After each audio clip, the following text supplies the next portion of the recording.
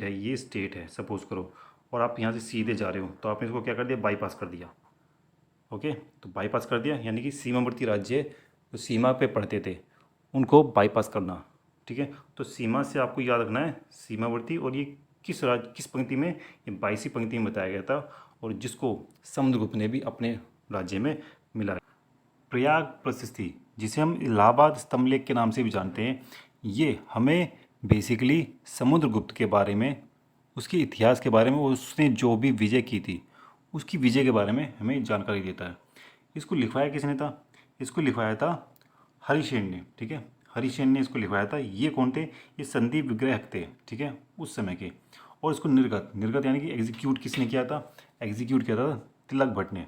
But ये प्रयाग प्रशस्ति जो इलाहाबाद में है, ये जब स्टार्टिंग में इसको खुदवाया गया था तो ये इलाहाबाद में नहीं था। इसको बेसिकली सबसे पहले अशोक ने, ठीक है, अशोक ने कहाँ पे इसको खुदवाया था, वो खुदवाया गया था कौशाम्बी में। ठीक है, कौशाम्बी में इसको खुदवाया गया था, और उसमें हमें अशोक का एक लेख देखने को मिलता है जिसमें बताया गया है कि किस तरह से अशोक ने ये संत को राय दी है, आदेश दिए हैं कि संत में जो भी मतभेद हो रहे हैं उन मतभेदों को कैसे रोका जाए। ओके, तो इस अभिलेख में बेसिकली हमें किसके बारे में जानकारी मिलती है, अशोक के बारे में, उसके बाद समुद्रगुप्त के बारे में। बट आगे चलकर हमें इस अभिलेख में एक और नाम देखने को मिलता है, वो है जहांगीर का। कैसे, देखिए अकबर के टाइम पीरियड में क्या हुआ था, जहांगीर ने इस अभिलेख को, प्रयाग प्रशस्ति को या इलाहाबाद स्तंभलेख को कौशाम्बी से शिफ्ट करा के इलाहाबाद के किले में इसको रखवा दिया गया था। तो इस तरह से बाद में इसका नाम इलाहाबाद स्तंभलेख भी पड़ गया था। तो कहीं ना कहीं हमें इसमें कितने नाम देखने को मिलते हैं, अशोक, समुद्रगुप्त, जहांगीर। ठीक है, तो ये 3 नाम हमें बेसिकली इम्पोर्टेंट है इस अभिलेख के बारे में। और इसी अभिलेख में हमें इन तीनों के लेख भी मिलते हैं। कौन कौन से, एक तो अशोक हो गया, ठीक है, फिर समुद्रगुप्त हो गया, और फिर हमारा हो गया जहांगीर। ठीक है, तो हमें ये 3 नाम हमें याद रखने हैं। आई होप को आपको इतना समझ में आ रहा होगा। वीडियो अच्छा लगे लाइक शेयर सब्सक्राइब करना, कमेंट करना। प्रयाग प्रशस्ति, देखिए इसमें बेसिकली 33 पंक्तियाँ पाई जाती हैं। ठीक है, और ये संस्कृत भाषा में लिखा गया है।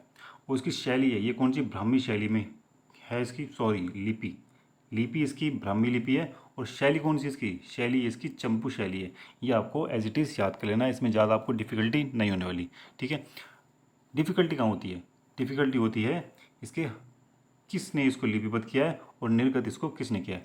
मैं आपको इसकी एक शॉर्ट ट्रिक बताऊंगा, एक याद करने के लिए एक इजी मेथड बताऊंगा, जिसकी वजह से आप इसको आसानी से याद रख सकते हो। ठीक है, कैसे याद रखना है, देखिए आपको पता होगा जो प्रयाग प्रशस्ति है, प्रयाग जिसको हम इलाहाबाद के नाम से भी जानते हैं, इलाहाबाद में हर साल तो नहीं, हर 12 साल में मेला लगता है जिसे हम कुंभ का मेला कहते हैं। ठीक है, कुंभ का मेला लगता है। ठीक है, और ये हर 12 साल में लगता है।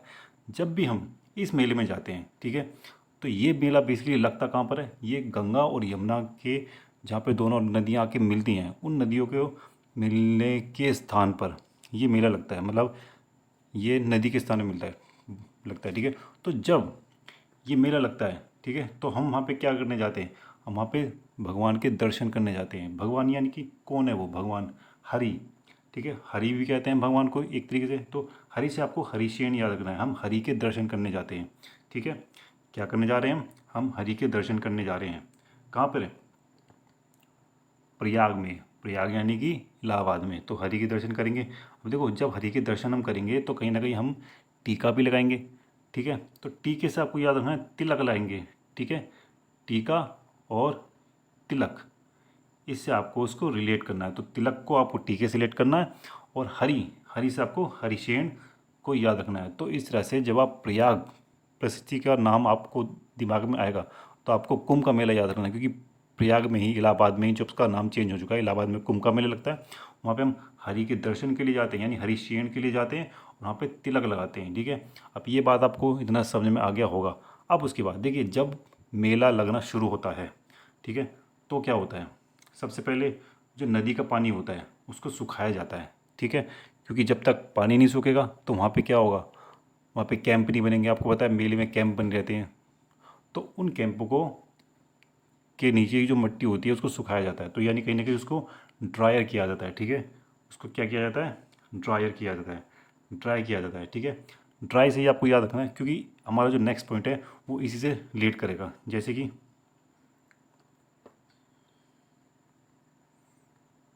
ये देखिए, कैप्टन कैप्टन ए ड्रायर, ये ऐसे पहले व्यक्ति थे जिन्होंने सबसे पहले इस प्रयाग प्रशस्ति को पढ़ा था, ठीक है। तो अभी मैंने आपको क्या नाम बताया, मैंने आपको ड्राई बताया, ठीक है। सबसे पहले हम ड्राई करते हैं वहाँ पे कैंपों को लगाने के लिए, ठीक है। तो ड्राई से आपको सबसे पहले क्या किया जाता है, ड्राई किया जाता है। और ड्रायर, यहाँ पे कैप्टन ए ड्रायर, ड्रायर ही ऐसे व्यक्ति थे जिन्होंने सबसे पहले इस प्रशस्ति को पढ़ा था, ठीक है। आई होप कि आपको इतना समझ में आ गया होगा। तो ड्राई से मैंने किसको रीड किया है, मैंने ड्रायर को रीड किया है। तो ड्रायर पहले व्यक्ति थे जिन्होंने प्रशस्ति को पढ़ा था, ठीक है। चलिए आगे बढ़ते हैं। देखिए, ये जो अभिलेख है ये हमें किसकी जानकारी देता है, ये हमें समुद्रगुप्त के इतिहास की जानकारी देता है। अगर हमें समुद्रगुप्त का इतिहास जानना है तो अगर हम इस प्रशस्ति को पढ़ लेंगे, इस अभिलेख को पढ़ लेंगे, तो हमें उसकी आधे से ज़्यादा जानकारी मिल जाएगी। और समुद्रगुप्त ने जितने भी विजय करी थी उन विजयों के बारे में हमें इससे पता चल जाएगा।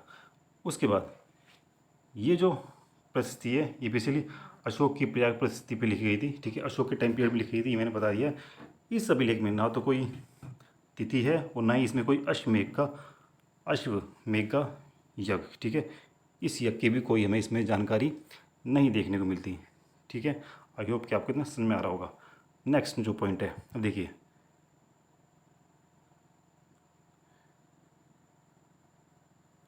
फ्लीट फ्लीट ऐसे व्यक्ति थे जिन्होंने ये कहा था कि ये जो प्रशस्ति है समुद्रगुप्त की प्रयाग प्रशस्ति, ये समुद्रगुप्त के मरने के बाद लिखी गई थी, ठीक है। इसको हमें याद करना है, इस स्टेटमेंट को याद करना है। कैसे याद करेंगे, देखिए, फ्लीट फ्लीट से आपको याद रखना है फ्लैट, फ्लैट हो जाना है, फ्लैट हो रहा।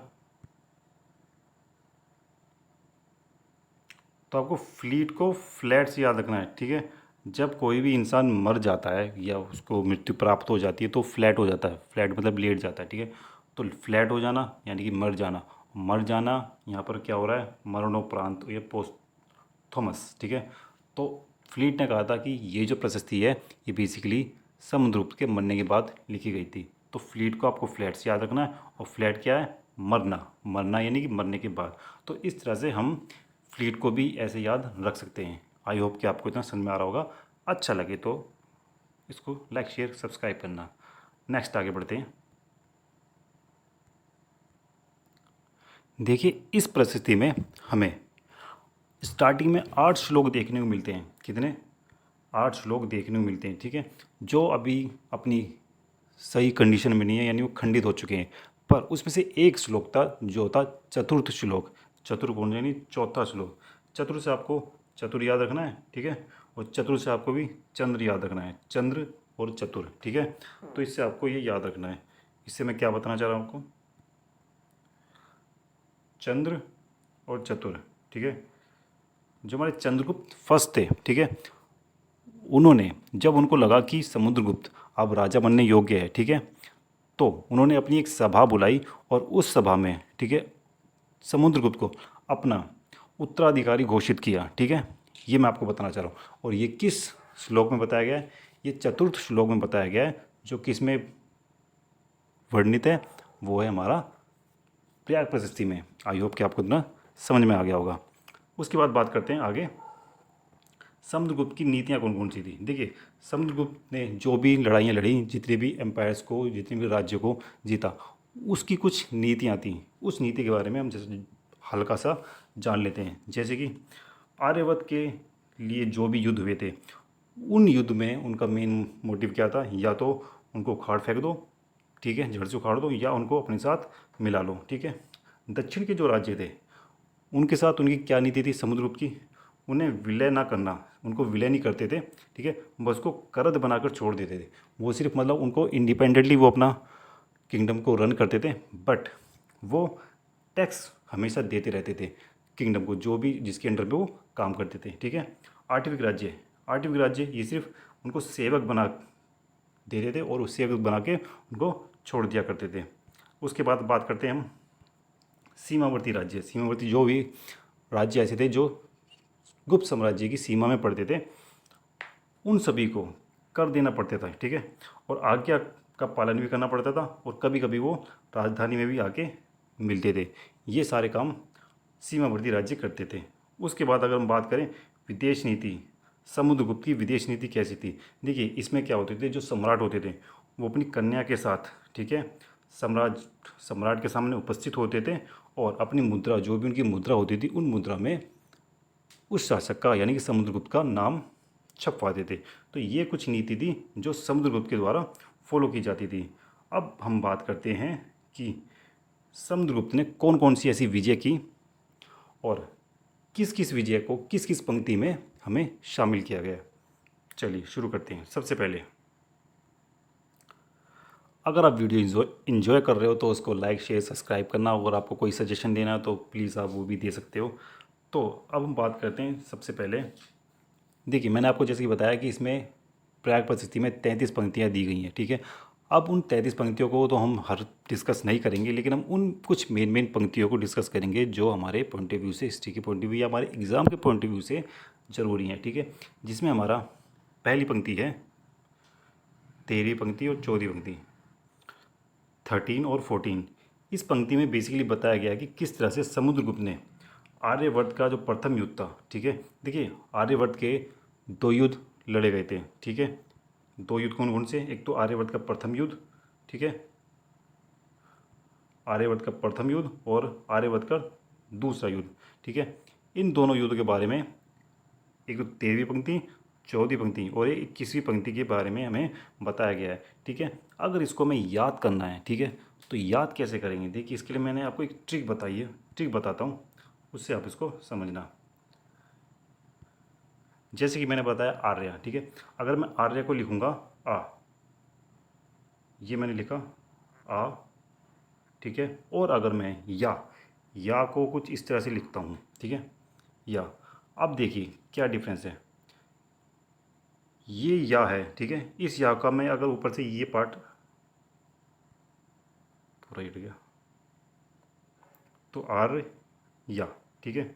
अब देखिए, ये जो या है, ये या में कुछ फोर जैसा नहीं दिख रहा, ठीक है। तो अगर हम इस या को फोर समझ लें, ठीक है, और फोर से पहले क्या आ रहा है हमारा? एक आ रहा है, ठीक है। तो 4 4 1, ठीक है। 4 के आगे 1 हो गया तो ये क्या हो गया? 14 हो गया, ठीक है। उसी तरह से ये आ है, ये इससे आ रहा है, ठीक है, आ। ये आ में ये आ का डंडा है, और ये आ, और ये क्या दिख रहा है? ये 3 की तरह में दिख रहा है, 3, ठीक है। तो 3 हो गया और ये 1 हो गया, तो ये क्या बन जाएगा? ये बन जाएगा हमारा 3, ये हो गया। और ये या को बना देंगे 1 और 4, तो ये क्या हो जाएगा? 14, और इस एक को हम आगे ले जाएंगे 13 के, तो 14 के पहले क्या आ जाएगा? 13 आ जाएगा। तो आर्या से आप क्या कर सकते हो? 13 और 14 को निकाल सकते हो। तो इस तरह से एक छोटा सा मतलब ट्रिक है, या कुछ भी आप समझ सकते हो, तो जिससे आप इसकी पंक्ति को याद रख सकते हो। यानी कि कहने का क्या मतलब है कि 13वीं और 14वीं पंक्ति में आर्यवर्त का प्रथम युद्ध बताया गया है, ठीक है। अगर नहीं समझ में आया तो फिर से देख लीजिए कैसे से बताया गया है। आ है, ये आ है, इसको मैंने 3 मान लिया है, इसको 3 मान लिया है, ये एक डंडा है, ये या है, इसको 4 मान लिया है, और ये भी एक डंडा है। तो ये हो गया 14 और ये हो गया 13। आई होप कि आपको समझ में आ गया होगा। नेक्स्ट, इसके बाद अब देखिए, आर्यवर्त का प्रथम युद्ध कब हुआ था? 13 और 14 पंक्ति में इसमें बताया गया था। और उसमें जो राजा थे, वो राजा कौन कौन से थे? राजा थे इसमें अच्युत, नागसेन, ओत और कोतकुलज। ये राजा थे जो बेसिकली इस युद्ध में समुद्रगुप्त ने इनको हरा दिया था। नेक्स्ट उसकी बात करते हैं। देखिए, जब ये 13वीं और 14वीं पंक्ति में जब ये राजा युद्ध हार गए, तो इन्होंने क्या किया? इन्होंने फिर से अपने ग्रुप को और ज़्यादा यूनाइट किया, और यूनाइट करने के बाद उसमें और भी किंगडम्स को शामिल कर लिया, ठीक है। तो इस तरह से पहले जहाँ इनकी 3 ही राजा शामिल थे, अब वहाँ पे इनकी संख्या कितनी होगी? 9 हो गई, ठीक है। अब जब 9 हो गई तो इन्होंने फिर से सोचा कि चलो अब फिर से अटैक किया जाए, किस पे? समुद्रगुप्त पे। बट समुद्रगुप्त ने क्या किया? समुद्रगुप्त ने उनको फिर से युद्ध में क्या किया, किस किया, उनको किस किया, किस से किया याद रखना आपको, 21, ठीक है, क्या किया, उसको किस किया।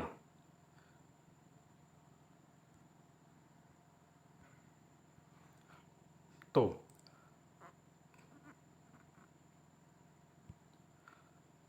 13 और 14, ठीक है, इसके में युद्ध किया और उसके बाद क्या किया, किस किया, किस यानी कि 21, इसको आप किस से 21 को याद रख सकते हो, ठीक है। तो 21वीं पंक्ति में आर्यवर्त का दूसरा युद्ध लड़ा गया, जिसमें फिर से ये जो 9 राजा थे, इन 9 राजाओं की फिर से हार हुई और फिर से इनको गुप्त साम्राज्य में मिला लिया गया।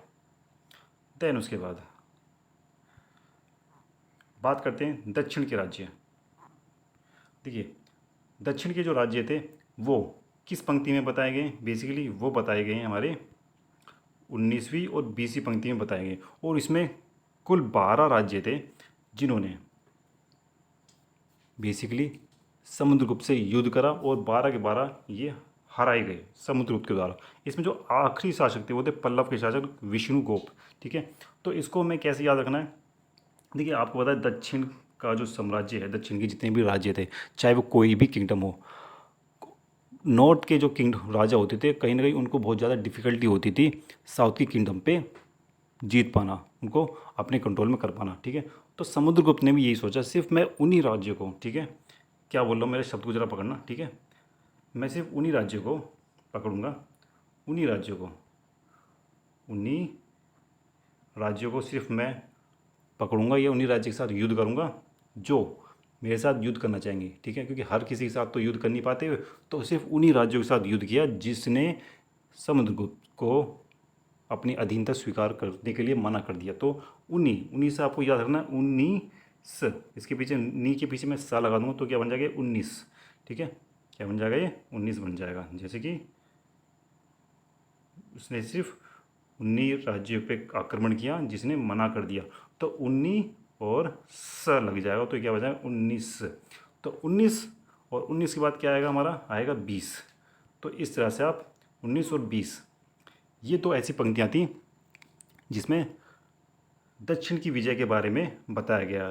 दक्षिण की विजय किसने की थी, समुद्रगुप्त ने की थी। तो आई होप कि आपको 19 और 20वीं पंक्ति भी याद होगी, अगर नहीं होता तो थोड़ा एक बार से फिर से रिवाइज कर लेना। नेक्स्ट हम बढ़ते हैं अपनी आगे पंक्तियों के बारे में।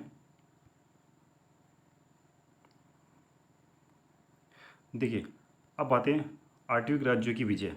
8वीं राज्यों में बेसिकली हमें पंक्ति 21 में हमें इसके बारे में बताया गया है और 21वीं पंक्ति में बताया गया है कि किस तरह से इसने भी समुद्रगुप्त ने इस राज्य को जीत लिया, ठीक है। अब देखिए 8 वीक में, यहाँ पे 8 वीक में आ रहा है 8, ठीक है। अगर मैं बोलूँ 8 और ललाट, क्या 8 क्या के ये 8 और मैं जोड़ दूँ ललाट, ठीक है। ललाट, ललाट क्या होता है, देखिए ललाट होता है हमारा माथा, हमारा फोरहेड, ठीक है। और आपको पता है हमारे माथे पे क्या इसलिए वो यूज़ होता है, वो किस करने के लिए यूज़ होता है, जब भी हमारे बहन भाई माता पिता जो भी होते हैं वो क्या करते हैं, वो हमारे ललाट पे किस करते हैं, ठीक है, क्या करते हैं, किस करते हैं, ठीक है। किस से ही आपको क्या याद रखना है, आपको किस से याद रखना है, 21, ठीक है, 21। तो किस और 21, तो 21 में क्या करना है आपको, किस करना है, कहाँ पे, ललाट पे करना है। ललाट यानी कि 8 वीक, 8 और ललाट। तो इस तरह से आप इसको याद कर सकते हो। आई होप कि आपको इतना क्लियर हो गया होगा। देन आगे बढ़ते हैं। अब बात करते हैं सीमावर्ती राज्य। सीमावर्ती राज्य ये किस पंक्ति में बताया गया था, सी ए 20वीं 22वीं पंक्ति, ये 22वीं पंक्ति में बताया गया था और इसमें 2 प्रकार के राज्य थे। 22वीं पंक्ति में 2 प्रकार के राज्य थे, कौन कौन से थे, एक तो वो थे जो राजतंत्र थे और दूसरे गणतंत्र थे, ठीक है। अब जब भी आप एक चीज़ बताइए, जब भी आप किसी स्टेट में जाते हो और उस स्टेट के बीच में अगर कोई दूसरी स्टेट पड़ जाती है तो आप चाहोगे कि आप उस स्टेट में घुसो या आप उसको आप बाईपास करना चाहोगे। अगर आपको टाइम बचाना तो आप क्या करोगे, आप जो सिटी या स्टेट बीच में पड़ी है आप उसको बाईपास करने की कोशिश करोगे, ठीक है।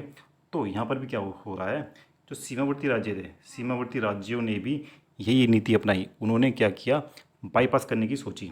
ओके, तो बाईपास से आपको याद रखना है बाई, ठीक है, बाई, और बाई के पीछे लगा दूंगा मैं सा, ठीक है।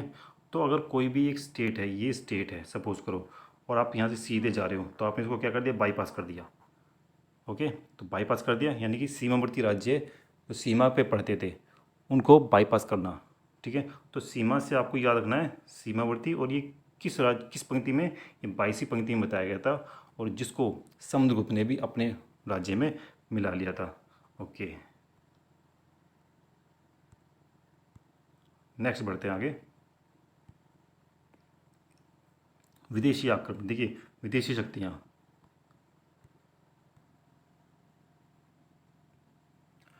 विदेशी शक्तियों को उसने किस पंक्तियों में जीता था, मतलब किस पंक्तियों में इसके बारे में बताया गया।